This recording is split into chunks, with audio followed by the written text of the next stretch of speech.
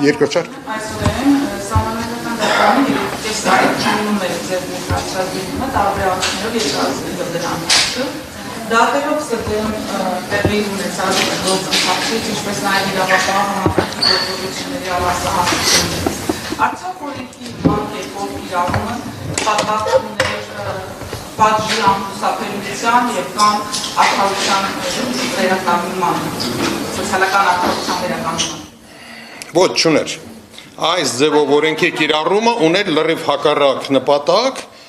մի կողմից այն կարելի է տեսնել նույն շարքում, հա, որ քաղաքի կենտրոնում ապրող ենթադրենք ճարտարապետ տատիկը իրավունք չունել քաղաքի կենտրոնում ապրելու, պետք է վաճառի գնա ծայրամաս, հա, մի կողմից ուրեմն սեփականության վերաբաշխում եւ մյուս կողմից արդեն նշեցի, դա քաղաքական ընդդիմադիրների դեմ որպես գործիք, որպես մահակ կիրառել է։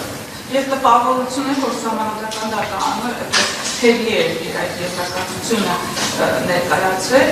կային այդուամենայնիվ այդպիսի սահմաններ, որ սահմանադրական դատարանը չի կարողացել անտեսել։ Ես կարծում եմ ամենակարևոր սկզբունքները Թոդորովի գործի սահմանադրական դատարանը չէր կարող անտեսել եւ նա ամրագրել է իր որոշման մեջ։ Ճիշտ է,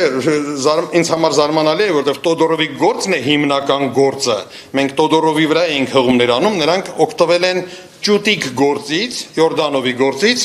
ինչը տարօրինակ է, որովհետև որպես կանոն դու հղում ես անում մայր գործին, որտեղ սկզբունքներն են սահմանվել, այնուամենայնիվ սահմանվել են այդ Թոդորովի գործի սկզբունքները